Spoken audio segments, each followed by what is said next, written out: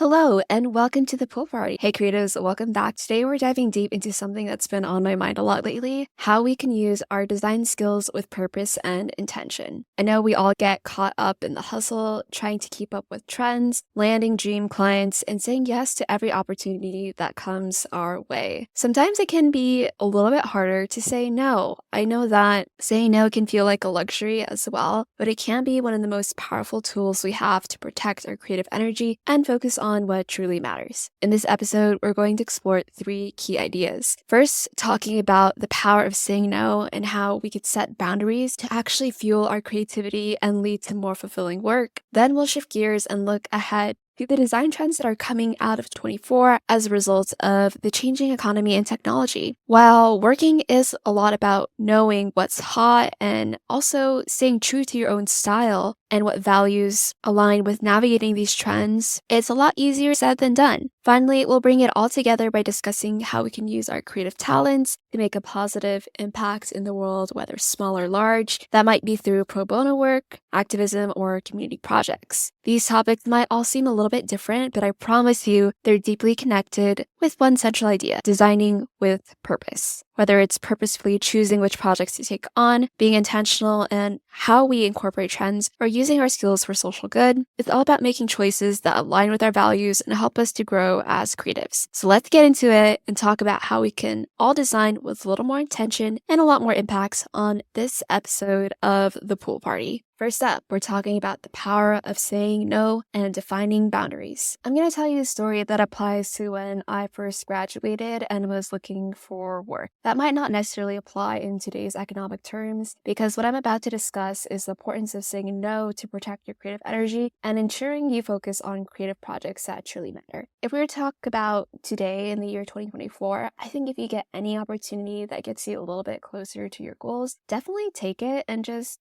see what you like, see what you don't like, and use that as a gauge moving forward. Opportunities can be scarce at times, and I think if one comes your way that you can essentially tolerate, my advice in today's market would be to just take it. However, I'm going to tell you a story about 4 years ago when I graduated from a design boot camp and when I was looking for one of my first full-time design jobs. Around that time, it was also COVID. I would say the market wasn't that great as well, and so I was still in that camp of taking essentially any job that would have aligned with my career prospects. If you'd asked me even like a couple years before, when I was leaving Google as recruiting coordinator and then trying to find work in any creative aspect, I was even going on Craigslist, sometimes finding assistantships working with jewelry designers and people who were starting their own creative businesses. What I learned though in spending multiple weeks and sometimes months in these positions is that yes, you absolutely can learn by being someone's apprentice, someone's assistant, but there is value in actually learning some of these skills on YouTube and then applying them to your own business. I think one of the reasons why is because sometimes, like we've talked about exploitation on this podcast, I think sometimes people try to use low-paying internship or apprenticeship types of roles to keep you in a position where you are working for them instead of truly getting anywhere close to your goals. So this is why boundaries are important. I think define what skills you want to learn, what skills you already have, and then get paid a fair rate for the skills that you do have that you can use to contribute to someone else's business. And if there's a new skill you want to learn, there is no shame in taking a course, learning on your own in your free time, doing YouTube videos, or even learning through smaller freelance projects that you find on websites like Upwork or Fiverr. Discuss a little bit how I feel about freelance projects on Upwork and Fiverr in earlier episodes. I actually haven't tried using those websites recently. Sometimes I'll tell people that I'm a freelance designer and then they'll suggest these websites. But I will also say that in the year 2024, sometimes people use these websites to get like a cheaper market rate from people who live abroad, places like Latin America or in Southeast Asia. And then so if you're working in the United States, I wouldn't say that you're going to find the most competitive rates in exchange for your labor on these websites, but there are exceptions. And I think that if you are able to find a client that you like working with, more power to you. Competition is relatively rough in some of these online spaces, so I wouldn't say that this is a good idea to bank on. What I found actually works most effectively is just working on online profiles like a personal Twitter, Threads account, YouTube, TikTok, promoting yourself there, and then creating a very clear package for your services on a website with examples of your work, and then finding clients either through word of mouth, online forums, or job postings on websites that are specifically geared towards creatives and people who want to hire creatives.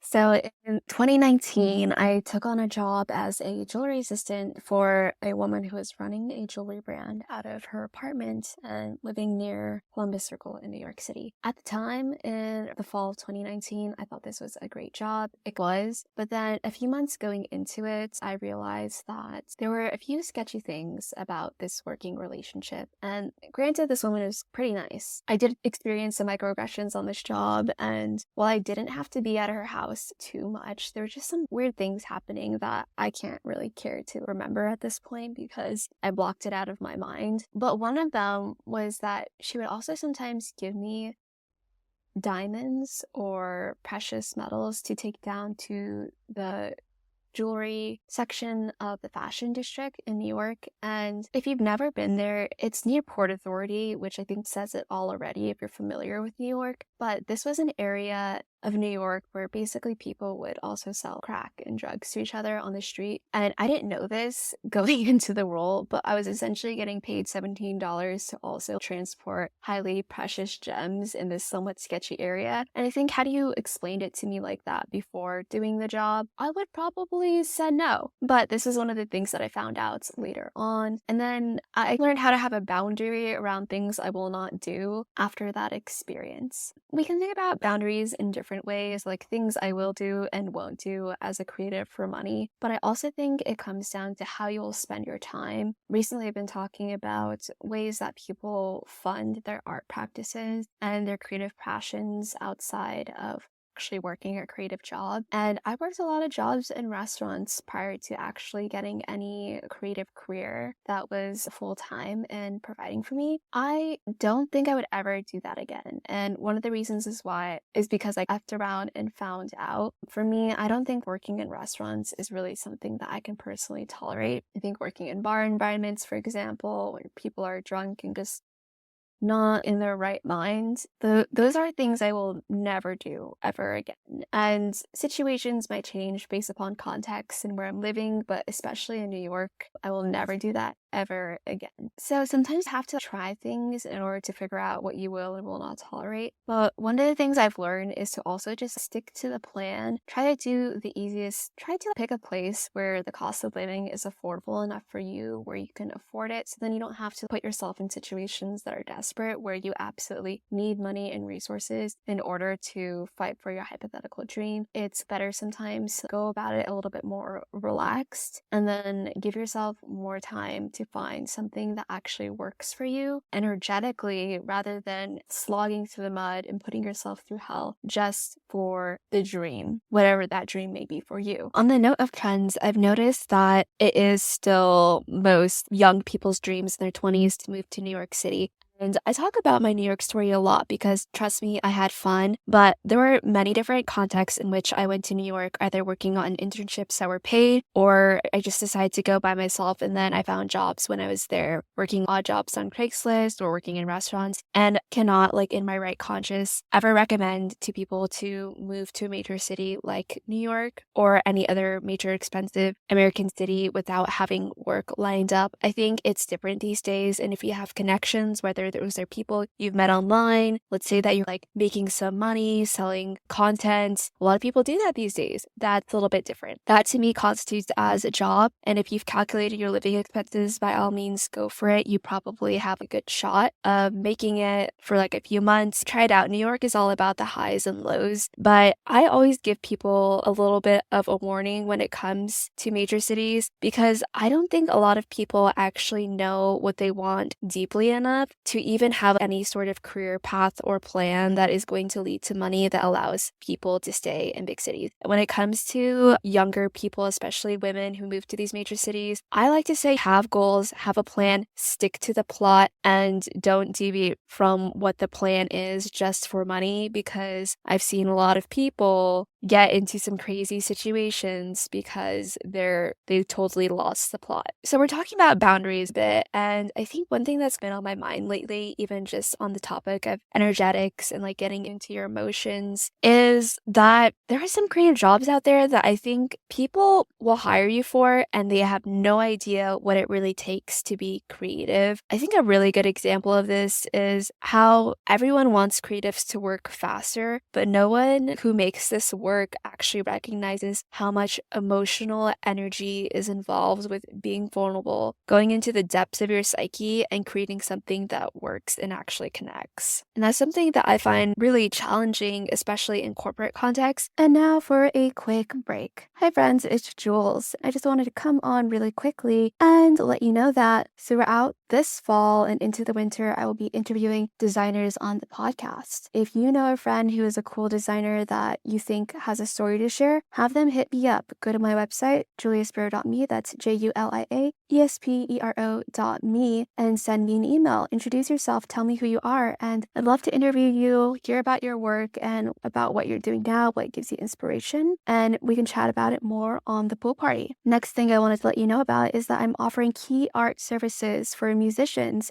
writers, podcasters, and live event specialists. Do you have a brand that you need to bring up to life? I would love to help you with key art. You can book a free consultation with me on my website, and we can chat more about if this service is right for you. So on the other end of the spectrum, the other thing that I will not ever do ever again is work a full-time corporate job as a creative in an industry that is not primarily creative. And there might be some exceptions to this rule, because mark my words, later on, if I ever had the right opportunity, working with the right team, we can revisit that and then I'll tell you what works. But up until that point, I think being in my 20s, I've only ever been in roles that are like semi-adjacent to being creative. And on next week's podcast, we'll actually talk to Paley, who worked at Tidal for a bit in the music industry. And she had an interesting story too about how she was working in the music industry because she loved music, and then her role became a little bit more about metrics and getting into the weeds of music streaming. And I think this sometimes happens in creative roles, especially in these days, where it stops being about the creativity and then suddenly you're becoming an accountant for data metrics that are not necessarily, I think, controllable for any person who like has a true passion for the line of work in the creative industry that they're going into. So I think that's one thing to look out for, like what you're actually doing in the job description. I think it's great to take on stepping stone careers, but then there comes a time where, let's say that you spent at least 5 years doing a role, you learned all the basic shit there is to know about that job, you've made some connections. Then the final connection I think that you need to make is with yourself. Is this something that you see yourself doing in the foreseeable future? And if not, like why that is. I think it's so important to get real about what you truly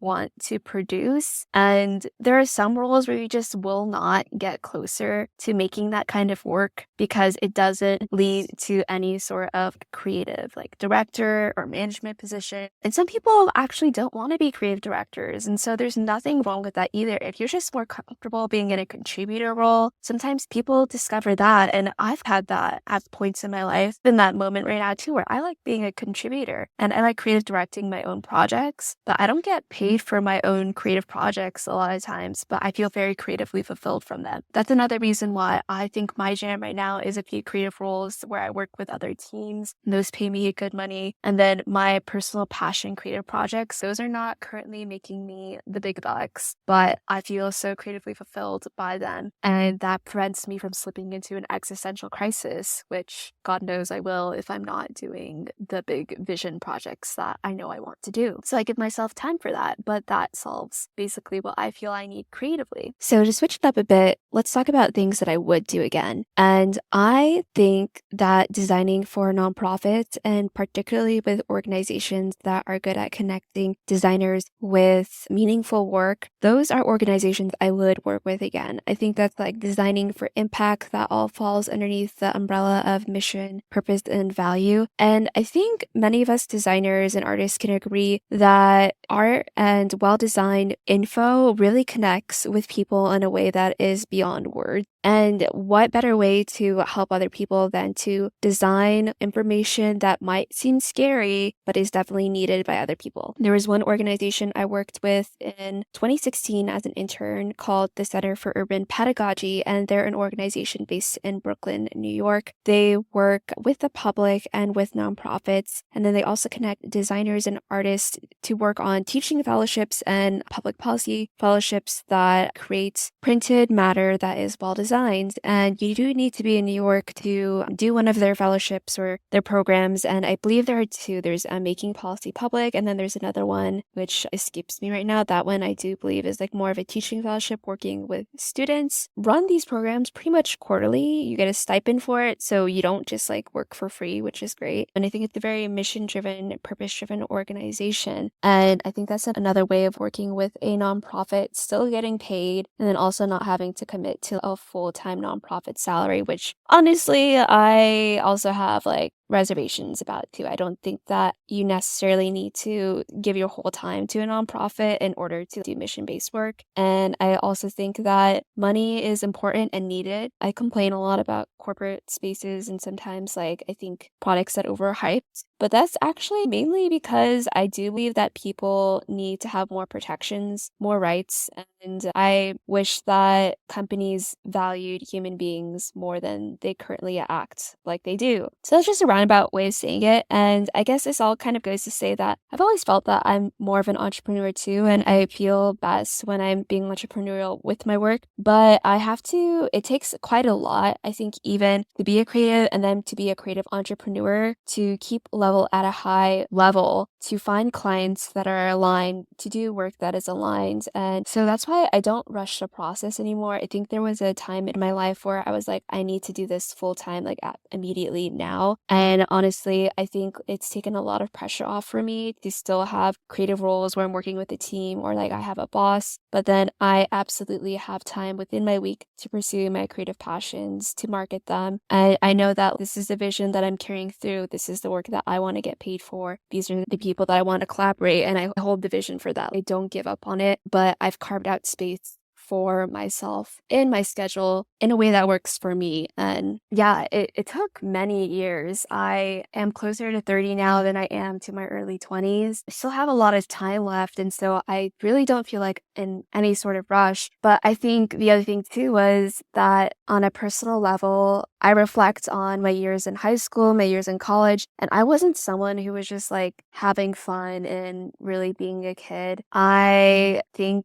I experienced some like personal like traumas, seeing adults in my life going through financial trauma when I was younger or like working a lot. And yeah, I was like homeschooled, and I think sometimes spent a lot of time by myself while my parents were working. And I think like any little kid will see that, and I just wanted to contribute. And I thought like the best thing for me to do was to be like a hard worker, quote unquote, do well in school and get a good paying job. But I think, maturing is realizing that like that's not even going to make anyone else happy. It didn't make me happy. And on that note of maturing, it's you gotta discover what's going to make you happy, or at least what you can tolerate, and find purpose in work. I think it's essential actually. And I don't think that the safe, practical route, quote unquote, again, is even safe or practical anymore. So might as well try to do something you actually have a passion for. Like passion and hope is, I think, the true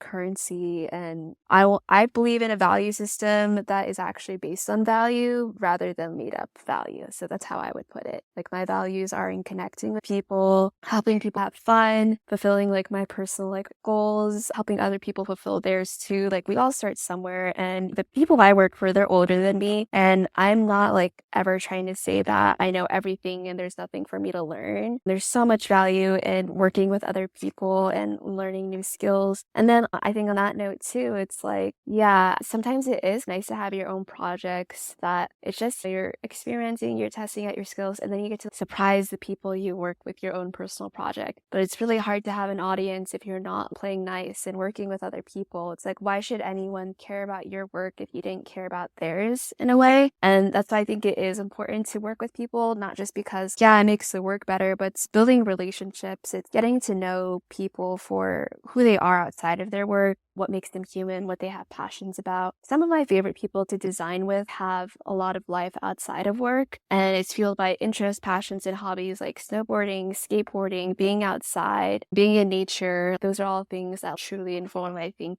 some of the best work that I think is exciting. And I didn't really have the words to explain that previously. I think just because I was so jaded with corporate tech and I just thought, oh, like being in a creative industry, it will like immediately be better. But every industry has like its own problems with not valuing humans at an individual level, over extracting and exploitation. And yeah, I think it's okay to be super candid about that because it helps set the mark of the lowest expectation and standard. And then being able to rise above that with the language we have now to find things that we actually love, to articulate that and know the difference is essential. And that's why I really don't think it's a bad thing to articulate what experiences that you don't like. I articulate experiences I don't like all the time. And I think as creatives too, it's important to recognize that we can articulate these things. For example, I grew up in a household that didn't really discuss conflict that much, but now I'm helping my dad with a creative project. And I've been working with him on this concept that a lot of creative work, even when you do this professionally, is conflict. Like you're pushing and pulling on ideas, trying to make them better. I think when you're first starting out a working relationship, like you don't want to be like an asshole to anyone and tell them like a bunch of things that are wrong with what they're doing. But there is a way of sandwiching like expectations, timelines, like your vision for what something should look like, and then also just knowing what the goals are of someone else. And I think it's nice when everyone can like physically contribute to a project, especially if, you know, they're stakeholders, because when you're doing the physical work to create a creative outcome, it gives you like some sort of like labor stake in the game. And I'm frustrated with projects these days where it's like some hotshot pays you a ton of money to make a project. They're never involved in production or on the creative side. And then their end goal is money or some sort of marketing metrics. They want more money. That's ultimately what they want at the end of the day. And what happens? They rush people. They cut corners. There's no creative direction, but a ton of pressure from said funder. And I find that super irritating because it's not even creative anymore. And then also nothing in nature. If I were to yell at a flower, if I yelled at a sunflower and told it, hey, work harder, more seeds, like honestly, it would probably produce less. Like genuinely it would. And so I just don't understand like why human beings treat each other that way sometimes in creative contexts. And I think it's important to stay humble. I think it's important to remember that everyone is like literally a biological human being. And well, yes, like humans are human. And if you want to work with AI, go ahead and work with AI in the closet by yourself and have fun with that. But I want to work with people. I want to feel feelings. I want to like touch emotions. And yeah, it's messy. It's not always easy. It takes time. And I think building time into the creative process just for like my own feelings and the feelings of other people in this world we live in is something that's been really essential to me. Now we're going to talk about our final topic of this episode, and that is trends closing out 24. I know we're in September. We have October, November, and December to get through, but these 3 months are going to fly by fast. I don't know about you, but the past 2 months for me have flown by so crazy. I started out the year in Maui, spent a month in Mexico City, and then after that, I spent 2 months in LA, and then came and visited my parents. And I've been rounding out the year basically just healing, focusing on myself after literally going through the most annoying tech layoffs in history, and then also one of the deadliest fires in Hawaii history. So that was like a fucking lot to go through. And I think at the beginning of the year, I was just like trying to remember how to be a human again. And then at the same time too, a lot of the things I used to find comfort in, like TikTok, social media, they were changing a lot. And I think the ways in which I was creating and doing my work were also changing. I picked up podcasting, which I love, I adore. I started fitness training. I ran a half marathon. But a lot of those things just felt like I was avoiding my thoughts and any self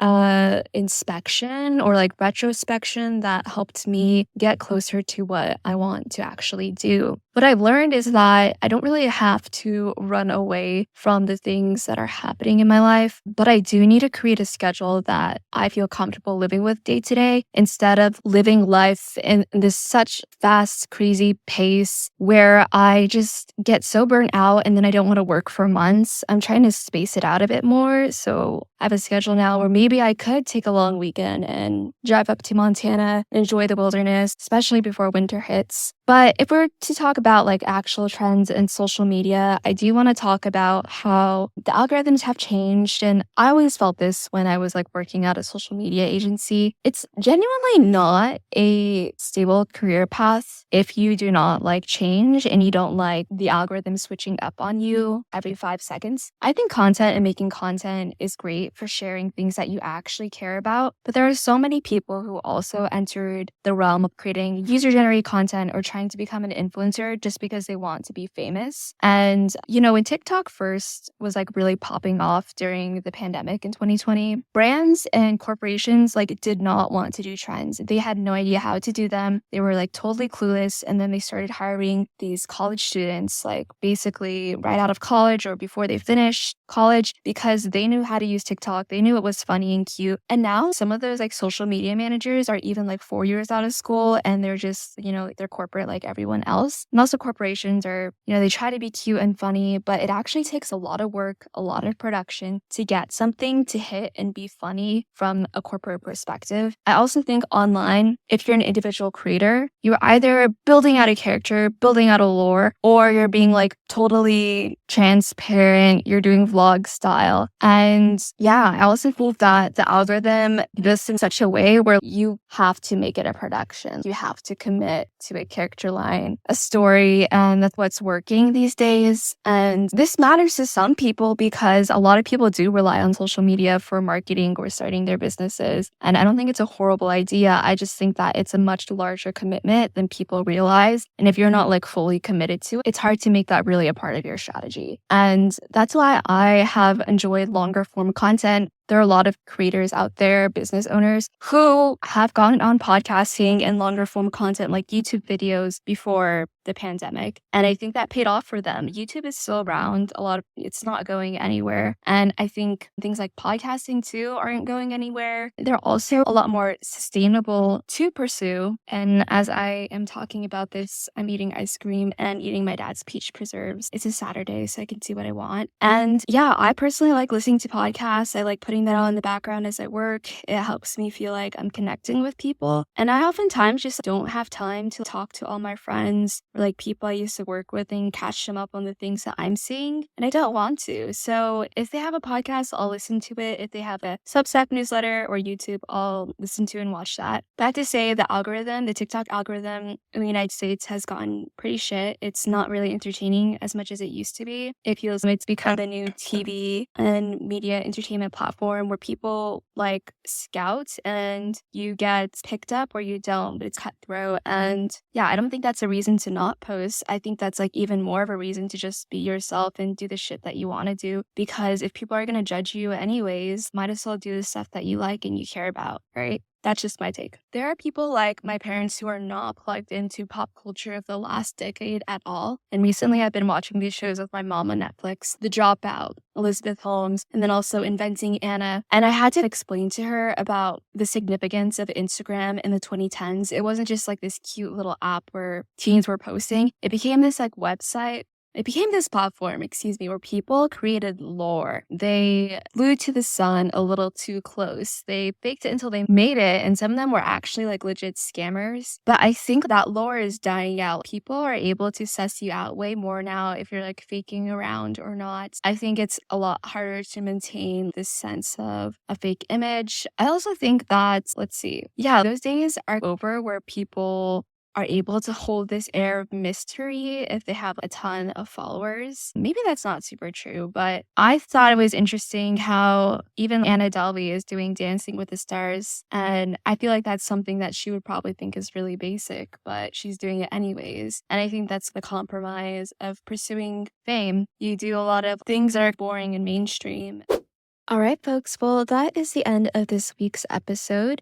I mentioned this previously, but I'm starting to interview other artists and designers who have been working for a few years, and I'd love to hear about your passion projects, what you do for work, some of the things that you've learned throughout the years, if you work remote, if you live in the United States or abroad.